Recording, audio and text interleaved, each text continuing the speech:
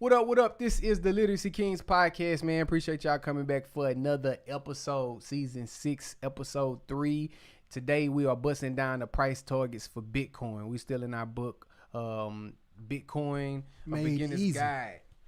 Let me show it to the people if you viewing it. Beginner's Guide to Bitcoin right there. That's what it look like. Yeah, so today we're going to be talking about them price targets, man. People got $1 million price targets on Bitcoin, and some people live by it and die by it, and other people think it's the dumbest thing they ever heard in their life to think that a Bitcoin is going to be worth $1 million one day. So we're going to bust that down and see what side of the table you might be on. Before we get into that, Jay, with the NBA, how you feeling, man? I'm feeling good. I'm finna buy some more Bitcoin. Yeah, on the dip. I'm buying on the dip. Buying the dip. It's dipping right now too as we recording. Yeah. But yeah, that's temporary. So today we're gonna talk about we're gonna talk about the growth and the store value of Bitcoin. We're gonna talk about Bitcoin as a technology. We're also gonna talk about the stock to flow ratio. Mm-hmm. What is that? How it affects the price of Bitcoin. Then me and Jay gonna share our thoughts on what we think about the future of Bitcoin may hold. It's valuable to you because if you have a desire to get into Bitcoin, might be kind of important to see at least where the speculation pricing of the asset can possibly go, so you can see what your measuring stick should be for your own personal analysis. So without further ado, let's bust it down. Price targets. So Arthur says you could think of Bitcoin as a giant decentralized bank in the cloud, controlled by no one and open to everyone. Dang, I like that. Yeah. Considering what banks really are, Yeah. that's pretty powerful. So Bitcoin now, as we talked about before, is a store of wealth, and Arthur talks about how you can also utilize it to grow wealth. Now, when we talk about the price target of Bitcoin, we got to talk about how the pricing of anything goes up.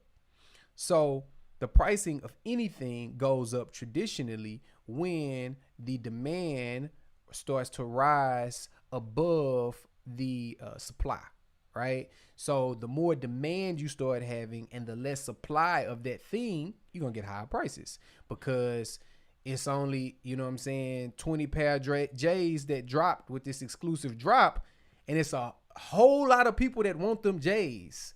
So we're going to be willing to pay more to get a pair for them. And let me add something more to your analogy. Mm-hmm. Not only is the supply limited and the demand high, but there's a lot more currency in rotation for that limited supply. Right. So, and that doesn't do nothing but increase the demand because now more people have money for the demand. Right. See, some people, when things are exclusive, they are excluded out of their of that product because they don't have the money for that thing that it's in high demand. Right. But if you turn around and you put a whole bunch of money, you flood a whole bunch of trillions of dollars into the economy, then it's going to create more demand, which turns around and affects the supply even more, simply because now I have more people that's able to be in that demand pool. True. That's good. Because they didn't have the money to be in that pool at first. That's good. But give them $1,400, give them this and give them that, and keep stimulating them PPP loans and all that. Then yeah. Now they in the pool too. Yeah. So it creates a population of demand that probably wouldn't have been there without it. That's good. Yeah. That's good. So with Bitcoin, you notice that when it's the price of Bitcoin starts to rise, more people start talking about Bitcoin, more people start buying Bitcoin. So the price of Bitcoin goes up even higher. So usually that's when the people that ain't never talked about finances ever in life start telling you about Bitcoin or asking you about Bitcoin. Now, you have two different things, right? You have a store of value, but then you also have actual use cases for Bitcoin. Mm-hmm. Now, as we talked about before, Bitcoin was created to be a peer-to-peer digital cash. Mm-hmm. But currently, Bitcoin is more of a store of value because the capability of using Bitcoin to buy a cup of coffee, or, you know, how easily it the is. Currency aspect of it. The currency aspect of it. To be able to do that isn't as easy. So, at least not yet. Right. Not yet. Right. So it's more seen as a store of value, which is a good one in my opinion. And so the author talks about it as a way to grow wealth, because when you get in on the ground floor of anything, then that's going to yield higher returns. Mm-hmm. So if you invest in a company, so Nas has Queenbridge Ventures. Mm-hmm.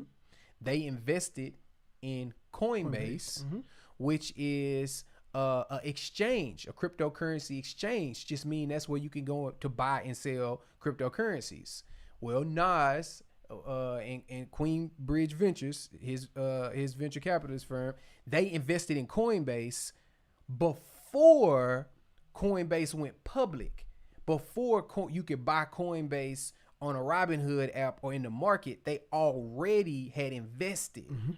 So then that means that once Coinbase went public, it gave everybody the opportunity to buy a share, which would raise the value of Coinbase, right? The more people that buy in, we talked about it before. It's like crowdfunding with stock. More people are, I want Coinbase. So they buying shares. Now the evaluation of Coinbase goes up, which means whatever Nas them invested, I actually pull it up too. The first round, the seed investing, they normally get their ROI at that point. Right. Exactly. Which ends up being in the millions because they get the shares for pennies on a dollar. Right. Exactly.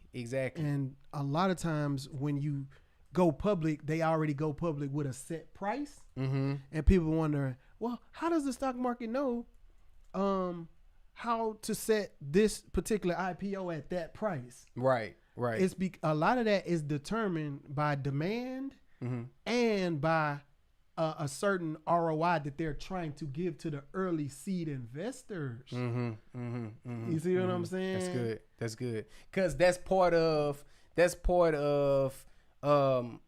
how they're able to continue getting investments. Right. Is they got to keep their investors happy. You know what I'm saying? Yeah, it won't be none of that. So if the first seed round before it goes public and any of that, all the private investment, it might be, let's say $6 a share, right?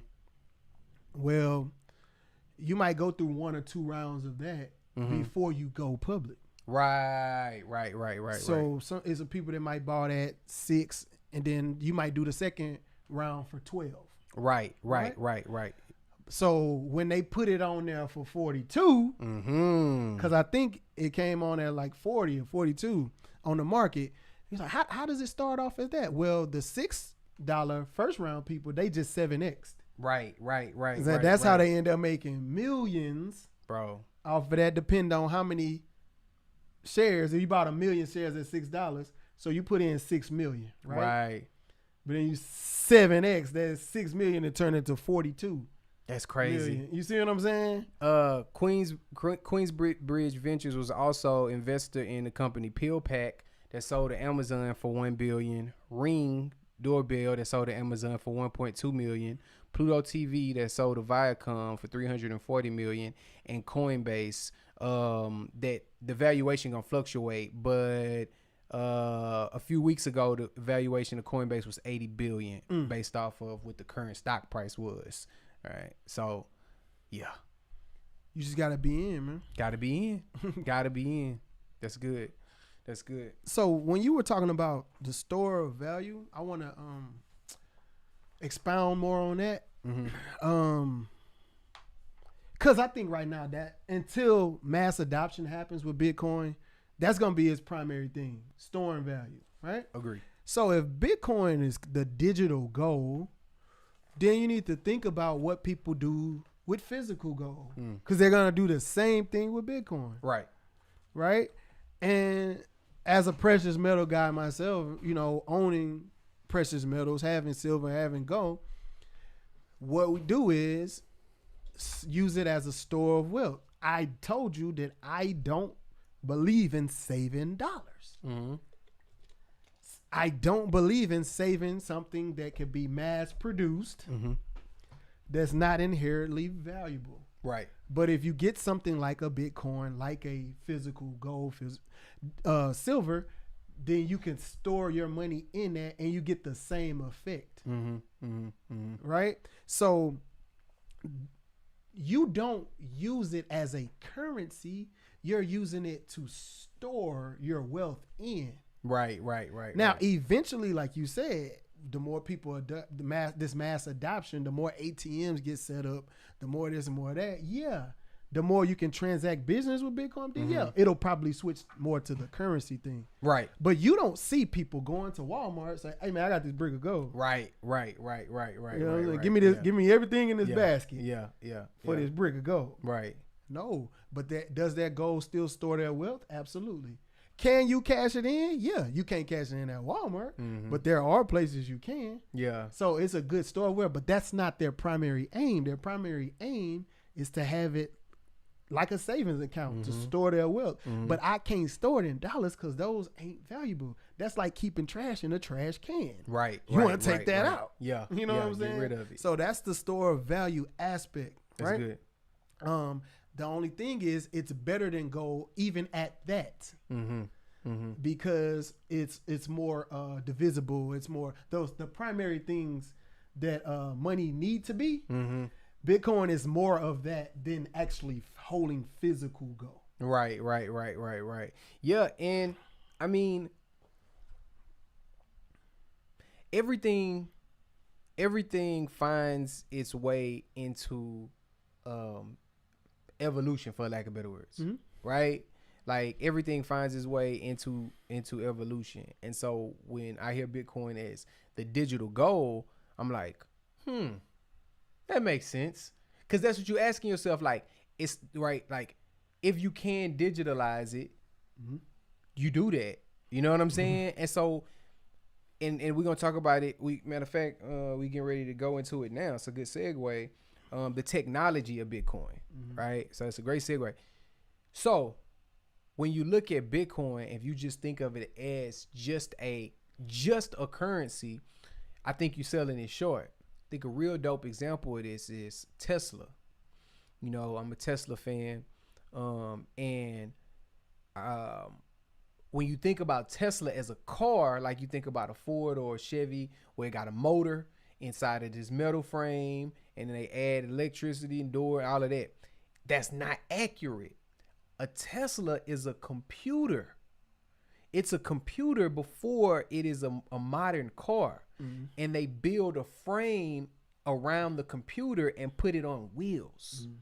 So if you buy a Tesla today and then 6 months from now some improvements happen, the same way that you update your phone or you update your app, your car will be updated. See what I'm saying? Right. Like a software update. And it'll at that point you got to look at it completely different. That's a different game. That's not a car. You know, it happened to roll. It's a computer that happened to roll. There you go. Now we talking about a whole nother thing. So when people judge Tesla stock or Bitcoin price and stuff like that, and they comparing Tesla to Ford or something, it's like that's not the same thing. Like you said in the earlier chapter, you trying to price something in a world that it's not even made for. It's not, bruh. You know what I'm saying? It's come so when that's why true believers of Bitcoin, when they're trying to explain it, they tell people, it's like, think about the internet when you think about Bitcoin. Don't just think about money. Think about the internet. And we talked about it before. We won't get into the depth or the details of it. But when the internet was first coming out, people didn't care, know, or understand the internet. It made no sense. It just didn't click. It wasn't until the usability started to come into play with things like email and certain computer companies like Apple, who made it more easy, like point and click and stuff like that, and allow people to utilize computers more, personalized, mass adaption, right? So then the internet started to become this world that never existed. It's multi-million-dollar companies that have started building generational wealth for their family based off of a technology that wasn't mass adopted until the 90s. Right. Bruh, that's crazy. You know what I'm saying? So when you think about that and you think about Bitcoin is a technology. That's what has to be understood about it, is Bitcoin is a technology. It is core. We talked about mining and the Bitcoin open source software and all that kind of stuff, for us, how they create it. So when you think about, why is it worth so much? Why is it valued at this asinine price? You know what I'm saying? Well, I'll tell you that when we talk about stock to flow ratio. Right. So you have to think about it in technology. So the author says, look at what Amazon did to retailers and what Google and Facebook did to traditional advertising. Better technologies that grow and protect themselves through network effects tend to steal market share from worse technologies. If Bitcoin steals just 10% of market share from traditional store of value, that's a 40 trillion valuation of Bitcoin, or roughly 1.9 million per Bitcoin, right? So that mindset, thinking about Bitcoin as a technology. Well, last thing I say about it before we move on is, if you're thinking, well, how is it a technology? Like, why would I think of it as a technology or anything like that? You have to think about it. You have to think about what the means allow.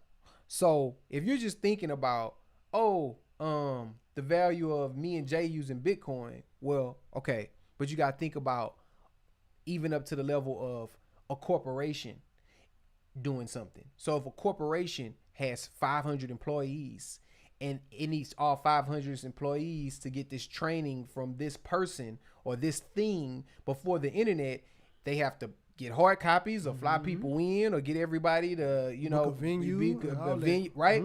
Now they can just come into one they can just send a link.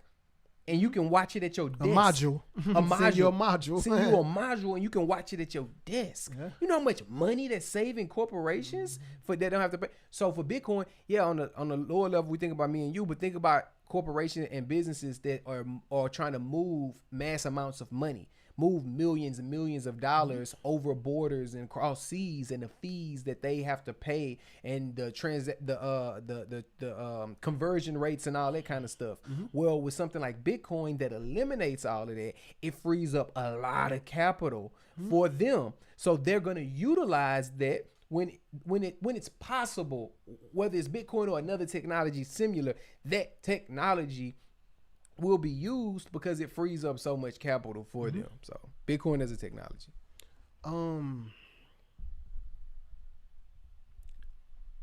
So if you go back to thinking about it like digital gold, and it's the technology piece that makes it better than physical gold. Now I'm a precious metal guy, so it took me. If I'm saying this, you know what I'm saying? Yeah. It's me humbling myself. Yeah. Because I really don't like you techies. You know what I'm saying? So, no, I realize it because it's some places that got droughts on physical gold. Okay. And like, if you ask the common person where to buy physical gold, it's getting to a point where they can easily get Bitcoin digitally than physical gold. Digital gonna win every time. It's gonna win. You really can't compete, and that's one thing that made me really like go over the hill. Yeah. Like, Jay, you think about it, it's just hustlenomics, dog. Like, that's gonna hit more people. You're gonna have a bigger market. Cost and convenience gonna win every time. It's gonna win. Cause I know it's people that's in this city, and I've been buying precious metals for a minute, And there's people that still don't know where can I go? You mean you they got physical bars? Remember, people saying like, oh, I didn't even know. Like, remember you get DM saying, oh, I didn't know. I get people that's DMing me and on IG. You can like, actually, bro, you can buy physical that? bars of gold and stuff. I was like, yeah. Because in my world, I was doing this before Bitcoin came out. Right. So in my more, I'm like, yeah. Wait, y'all didn't know? Yeah. You know what I'm saying? Yeah. But you realize, like, bro, that Bitcoin, and it's you can buy through the Cash App. Through Cash Come on, App. man. You know Cash App popping. So it's too easy. It's so easy you know to do. Saying? You got scammers and people asking for stuff. Send it through the Cash App. Send me the Bitcoin. Through the Cash App. So yeah, that's gonna be wildly. You're gonna reach more people, bro. Mm-hmm. And I mean, like, what technology? See, that's where I have a trouble. That's why I have trouble in my arguments against myself when I try to play the devil's advocate against something like Bitcoin. And I just think about, bro, what else has ever done what Bitcoin is doing? You know, when you're talking about asset class, this fast, this much, you know what I mean? This much implementation, you know. Besides streaming? Streaming went dumb. Netflix went dumb on Blockbuster. Streaming went, that's a good one. Streaming went dumb. Streaming, I don't know, brother. Yeah, streaming went dumb, and that's a good example. Because you know what? Record labels, record industry tried to fight streaming too. Tooth and nail tried to fight streaming. You know what I'm saying? And people came to them. A lot of the big labels, some of the guys that were in the forefront of streaming back when it came out, MP3s, they came to them like, hey, this is here and it's coming. Y'all want to jump? And they was like, nah, we finna try to get the Nelsons, you know, the Nelsons of the world, sound scans of the world to come together so we can stop all of it. Nah. If they couldn't stop DJ Drama with the mixtapes, you know you wasn't gonna stop the MP3s, baby. Gangsta Grills. You know you weren't gonna stop that, man. Drama had 100,000 mixtapes in the house. You ain't finna stop nothing. One time for DJ Drama, one man. time for Drama, man. Change the game, man. Forever. That's somebody that don't get we're talking somebody that don't get Drama, I'm giving you your flowers, man. Yeah, DJ Drama, man, changed the game. DJ Drama was streaming before streaming. Yeah. Like, you know what I'm saying? That boy DJ Drama was the DJ Screw of his, you know what I'm saying? He took a baton from school. Remember boys had them screw tapes out making their rounds. Yeah. He took that and did, you know what I'm saying? For affiliates, nigga, pay attention. Man, one time for DJ Drama, man. But yeah, that tech changed everything. Yeah. Mixtapes. Bro. Mixtapes, bro. Bro, when you do the numbers, you know how many streams it take for me? If you want to make $1,000 in the music game, right? You want to make $1,000. You put a song out, okay? Probably like 1 million streams, maybe. 200,000 200,000 streams. 200,000? 200,000 streams, roughly. To get $1,000. To get $1,000. So that's 1/200. In fraction terms. Yeah. 200,000 roughly. Man? And that changes from platform to platform and time to time and what they feel like that's roughly. You know what I'm saying? You can change the amount? Yes. They can change the amount. It's not a fixed amount. It's streaming gives you per. They change the amount. Apple and Spotify change the amount.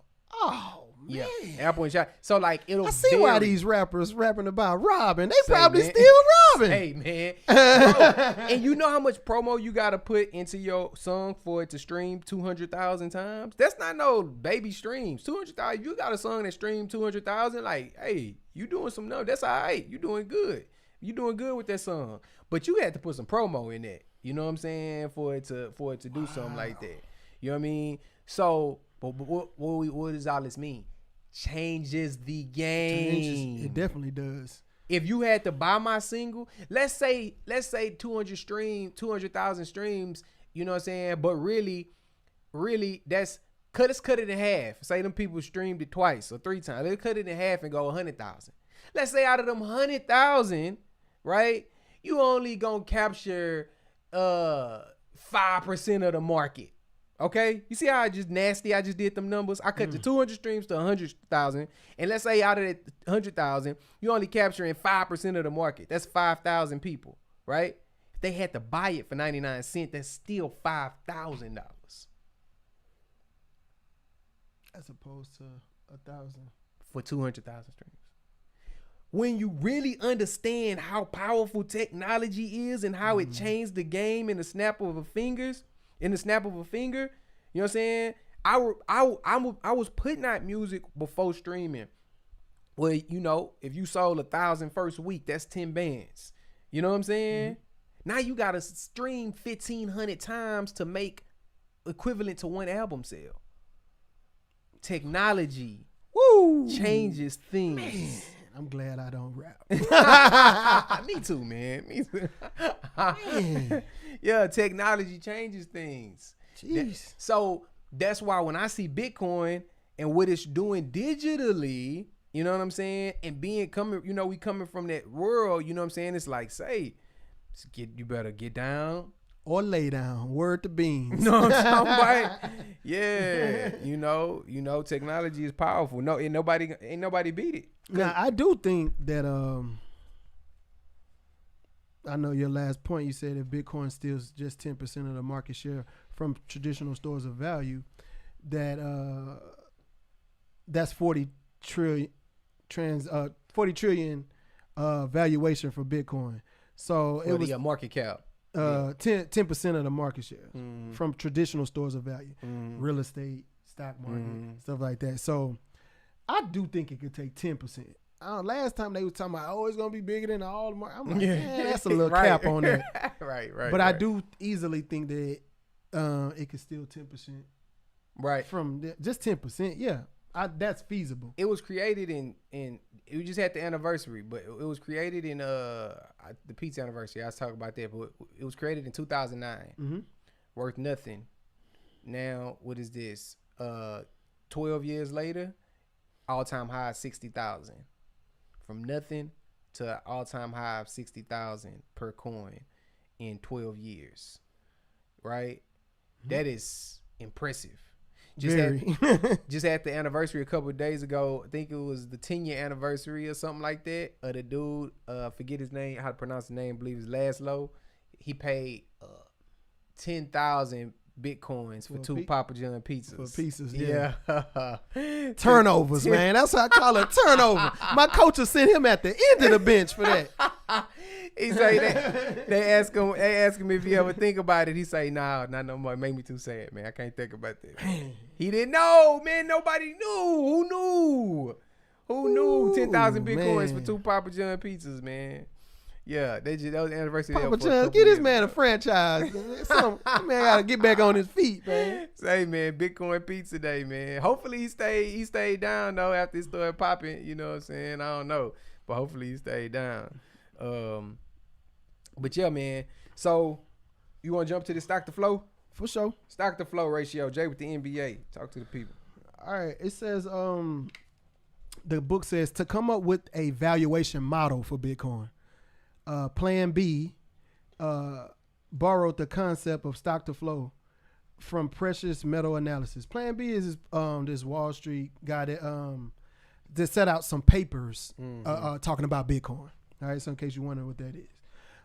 Plan B. He be on Twitter and stuff. It's like anonymous stuff on Twitter. Plan B, some account. Plan B borrowed the concept of stock to flow from precious metal analysis, right? So they use this same ratio for gold, silver, palladium, rhodium, all of those precious metals, right? So it says stock to flow is a way of measuring a relative scarcity of a commodity. To calculate stock to flow, you simply take the existing inventory of a given commodity, right? Which is all the above ground inventory that's already been mined, basically, right? And then you divide that by the annual production of that commodity, right? So it's total inventory divided by how much can be produced in 1 year, right? And what that does is it tells you how many years, that number that you get from that tells you how many years it takes to replenish the commodity that you're talking about to replenish the existing amount that you have right now. If you got a shelf and you stock that shelf full of the thing, then you got to calculate how often that thing that's stocked on the shelf is flowing. Correct. So you'll know that's being pulled off the shelf, how fast it's going to be before that flow restocks the shelf. Right. Stock the flow. So, stock the flow is important. And I like the way he broke it down in his book. He said gold has a stock to flow of approximately 55, which means it would currently take about 55 years to replenish gold's inventory because of the rate of production. See, if you know anything about division, if you divide by a bigger number, then your answer's smaller. Which means since the bottom number that you divide by is the production amount, which means if they increase production, or if you could increase production, then you can replenish the stock faster. You can replenish it faster, which means it's less valuable in my eyes. Yeah, because it can be replenished. Well, think about that when you talking about the U.S. dollar. Yeah. Think about how it don't even got no stock to flow ratio. Because I can just hit print today. River. You know what I'm saying? Russian rapid river. Yeah. Think about 20%, 26% of the dollars in rotation have been in there since 2020. That's gonna be in history book. 26%. We making history right now, bro. Yeah, our kids gonna read about it. What the hell? What y'all doing? We making history right now, bro. You think how many 26% do you need to replenish? What, 4, man? 4 years? You shouldn't be able to do that. You see what I'm saying? Yeah, you need 4 years to replace everything. Yeah, all you need is 4 different print production rates of that we presented the dollar, that we produced the dollar during COVID. Yeah. All you need to do that 4 times. And we got the whole U.S. dollar amount. Do that. How? 4 times? You just need to do it 4 times. Yeah. It takes gold 55 years to do that because it's so scarce and you can't just run it up. Like you said. That's what we hear so much about real estate. That's the thing. You can't just make no land. You know what I'm saying? Yeah. You can't just stock the flow to new land. Like you can't. God ain't making no more. You know what I mean? So that's what, anytime you find things that can't be easily manipulated or produced, might have you something. So when he's talking about stock to flow, he says, the higher the stock to flow, the higher the market cap of that asset. Right. In other words, the higher the stock to flow, the better and more widely used an asset becomes as a store of value. Yep. This makes sense because a high stock to flow implies that it is difficult to inflate the supply of that asset. And thus dilute current holders who try to preserve the wealth by holding that asset. That's it. Yep. So when we was talking about Bitcoin last episode, we was talking about why the people who control the computers and the algorithm, why won't they just put it in there to where you can run up more than 21 million? Because of the stock. It's going to throw the stock to flow ratio off. It's going to throw the market cap off as well. And it's going to dilute anybody who's currently holding. Not to even mention what is gonna what the effect is gonna be monetarily because of the fraction of the system. You know what I'm saying? that's gone. I don't even know how you calculate how many people gonna be like, oh heck, I'm out of here. You know what I'm saying? It's gonna go to zero. And why would you do that after you done spent all this time? What Randy say on American Idol? That's a big no for me, dog. I'm out. That's a no for exactly. Cause Jay gone. Yeah. I'm diluting Bitcoin. I'm gone. I'm out. Yeah. That same day, I'm gone. We deleting this season. Don't buy Bitcoin. Yeah. So think about that with the dollar though, cause that's exactly what they're doing with the dollar. Yep. At any given moment, panic happens. Fret not. hit the button, hit the print button. Yeah. Fret not. Yep. You know what I'm saying? You wonder why you can't afford. Man, grocery is high. Bruh. Man, it's high. Like, man, the milk. I'm trying to get some for my babies. The milk high. Yeah. Eggs high. Yeah. Butter. Yeah. You know what I'm saying? Yeah. Yeah. Because like I was telling you, with the supply amount, if that doesn't ramp up, you got more and more dollars chasing the same amount of products, and then it's just supply and demand just gonna take over, bro. If I only got a limited amount of supply, or if my supply can't keep up with how fast the demand is, it's gonna run up the price, and you're not gonna be able to keep up with the demand because they keep pumping money into the system. Right. Over time, Bitcoin itself has had different stock to flow values. Values are, the number Jay was talking about. Because every 4 years, the annual production of new Bitcoin gets cut in half, which causes the stock to flow to roughly double. In 2017, Bitcoin had a stock to flow of about 22 and a market cap of 230 billion. After May 2020 halving, a halving is just that. The production of Bitcoin gets cut in half on how many more they're going to produce. Okay. After the May 2020 halving, the stock to flow number went from 22 to roughly 55, which puts it close to gold. Puts it close to gold's stock to flow ratio. Yeah, man. Yeah, we gotta bust that down. Let me bust that down real quick. Like, so I just told you, stock to flow is total inventory divided by annual production. So when Bitcoin has these halving events, which is every 4 years, the production is cut in half.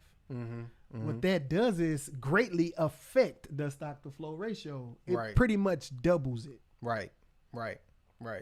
So if I'm dividing by 4, King, if I got 100, let's say my production is 100, right? Let's say my inventory is 100. If I'm 100 divided by 4, that's 25. But let's say I half in that.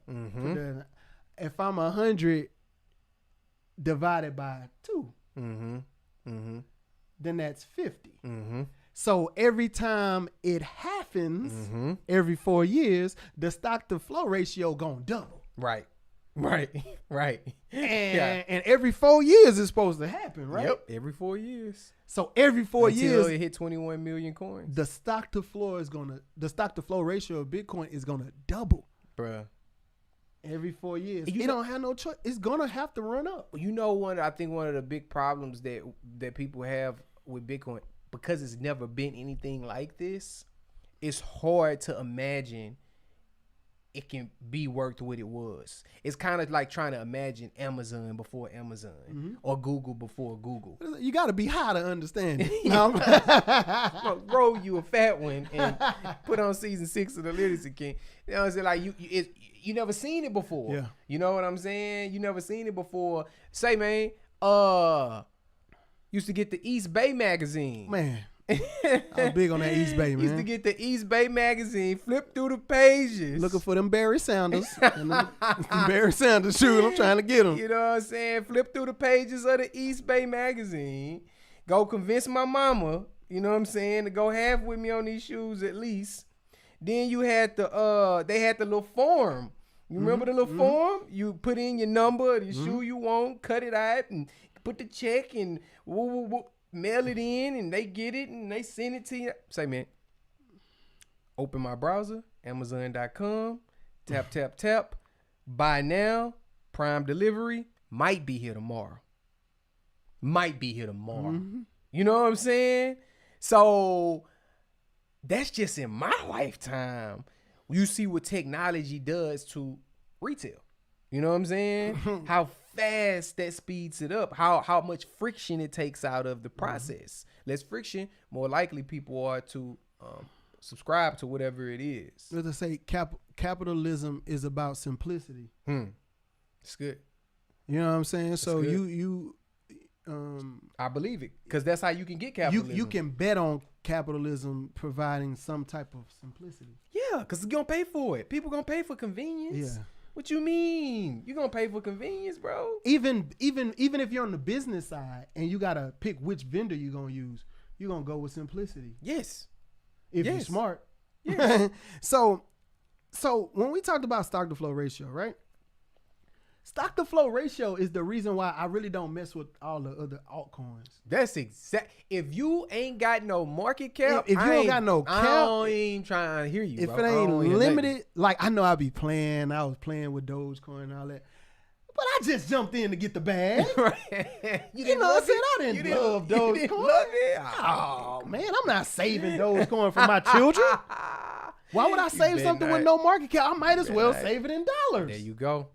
If it don't have a market cap, you are wide open to reverting your investment back to dollars. You're going against the whole point of cryptocurrency. Exactly. The whole point of cryptocurrency is to be getting out of central control. It's to be decentralized. Well, if you can just print it up, you just the digital version of the dollar. Exactly. And that happens. That happens often. You know what I'm saying? For as a new, better way of doing it, people coming and just having some marketing, you know, but it's not really the thing. You know how you this not the best example, but you know I use it as apple juice, but then you look at it and it's not really apple juice. It's like apple flavor. Yeah. You know what I'm saying? Water, sugar, apple flavor. You know what I'm saying? Grape drink. You feel me? They branding it. Yeah. That's how I feel about all that other crypto, all these other rappers and labels, you know, cryptocurrency. Man, grape drink. You know what I mean? Listen, their stock to flow ratio is 1, King. Yeah. Yeah.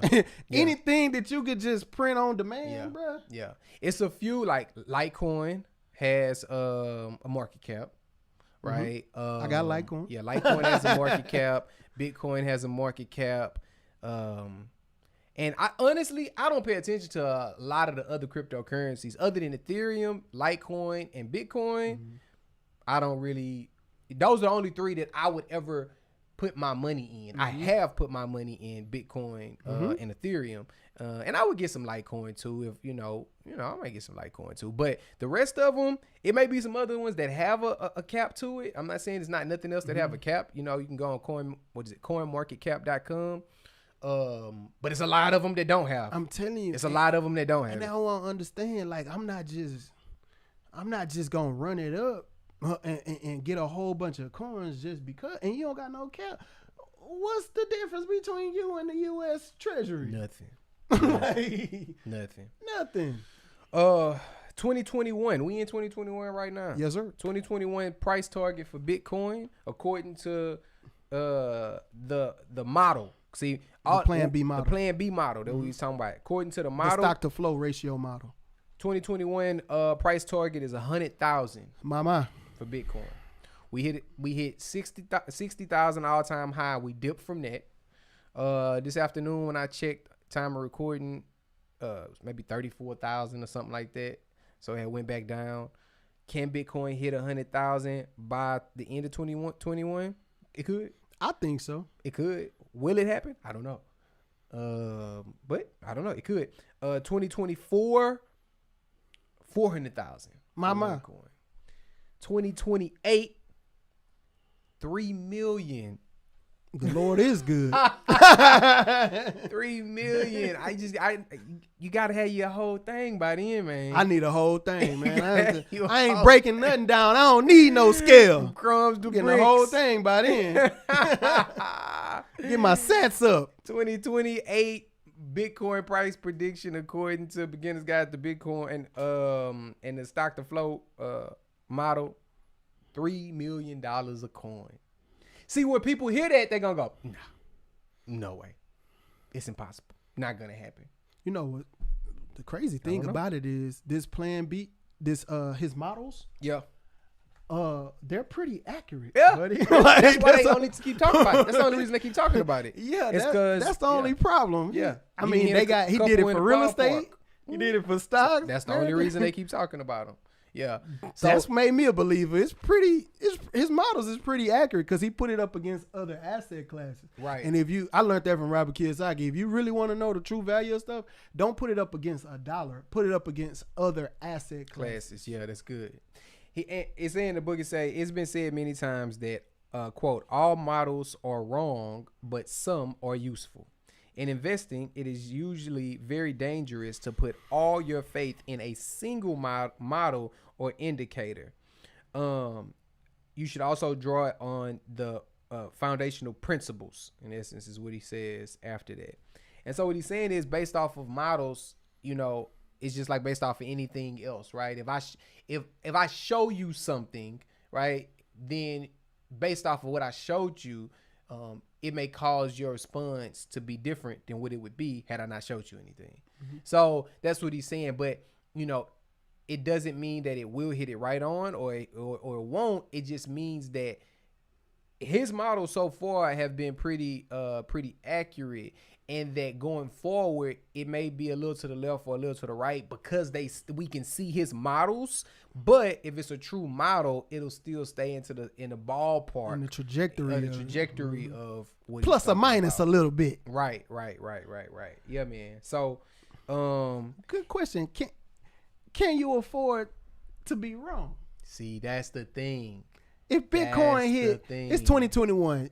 In 7 years, he predicting that Bitcoin will be around 3 million.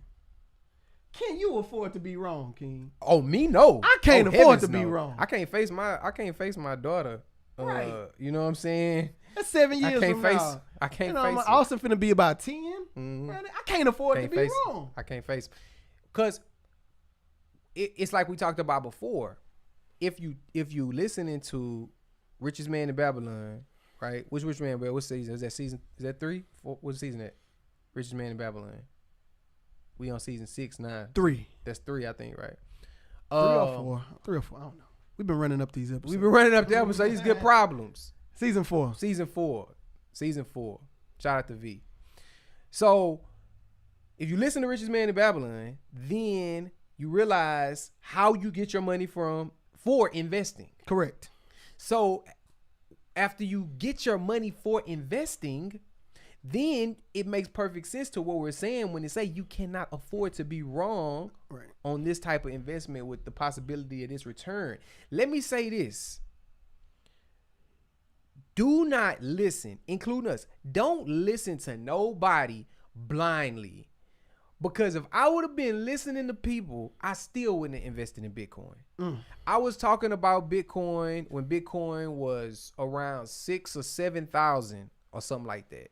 When I put it like this. I first heard about Bitcoin when it was on the rise in 2017 and it was at 10. It went up, hit its peak at 20, came back down, dipped as low as 5,000, right? But even before it hit that bottom at 5, I was already turned up, and you know what I'm saying? I got so many messages, so many comments. Don't do it. It's a scam. Don't do it. Don't do it. If I would have listened to them people, bro, don't buy it at 7. Don't buy it at 10, 20, 30, 40, 50, 60, 70. Where you want me to buy it then? Where do I jump in? Come on, man. You playing double dutch. You jump in. You want to jump in and jump out. Don't listen to nobody, including us, blindly. You got to do your own research. Do your own research and look at the principles for yourself. You know what I'm saying? And then make your own. I will gladly be wrong. That is a wise wager. You got to do risk reward. Well, what's the risk? The risk is me losing the money I've already set aside for investing. Right? Mm-hmm. That's my risk if I lose that money, which is okay because you should have planned it properly anyway. Boom, boom. Mm-hmm.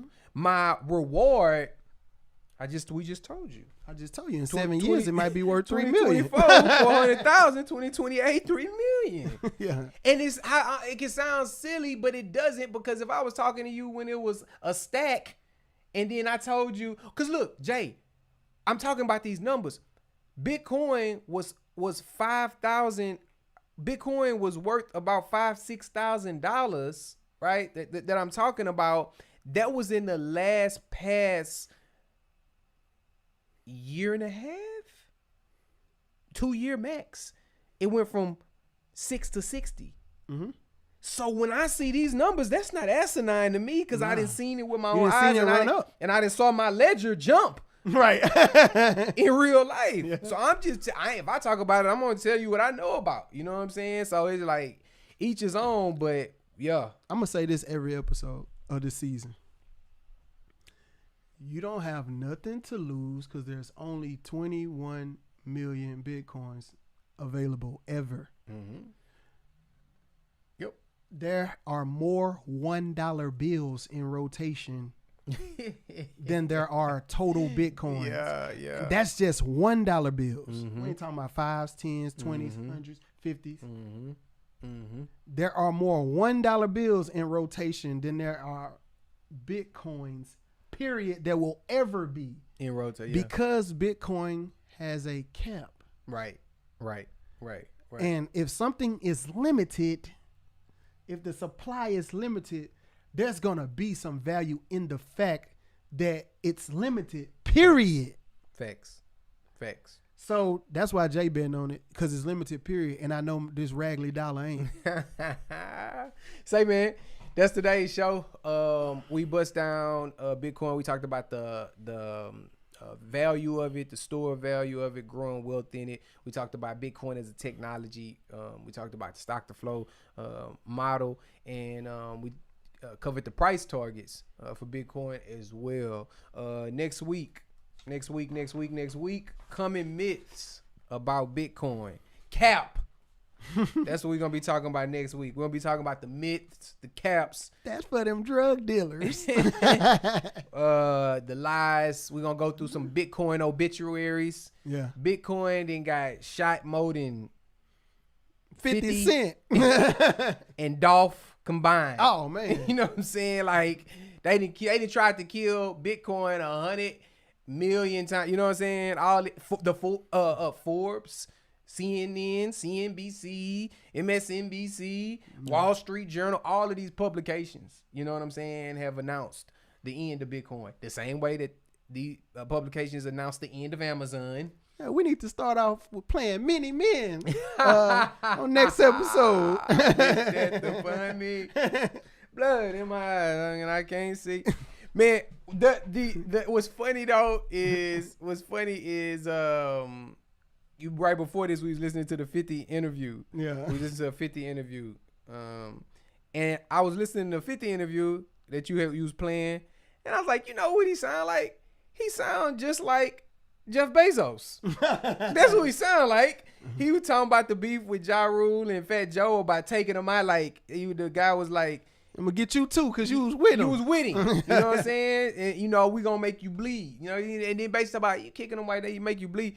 That's how Amazon was doing, boys. I was listening to interviews with a dude that started back in the day, started diapers.com. Yeah, I saw that. And they was booming. And Amazon was like, I hey, need man. that. I need your that. corner. Give me that corner. And he like, man, we built this from the ground up. You can't have my corner. He say, well, you know what I'm going to do? Because I got the bag. I'll take dollars to 10 cents a pack and run you out of business until you bleed. You think I won't drop the bag? And you can't make payroll. You think I won't drop the bag? Or you can come on over to death row. You know what I'm saying? And that's what he told him. Get down or lay down. Yeah. He say on the interview, and he told it to me.